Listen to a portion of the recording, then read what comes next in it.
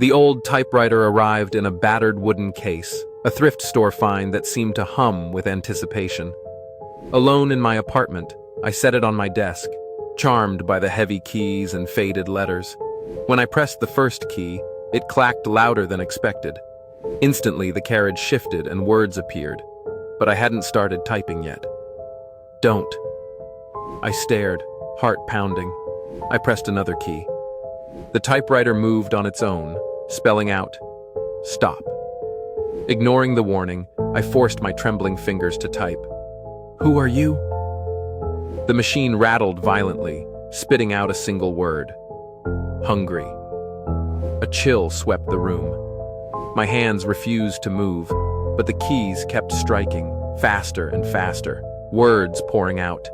Feed, feed, feed. Blood seeped from beneath the keys, pooling on the desk. My reflection in the window twisted, eyes black and mouth stretched in a silent scream.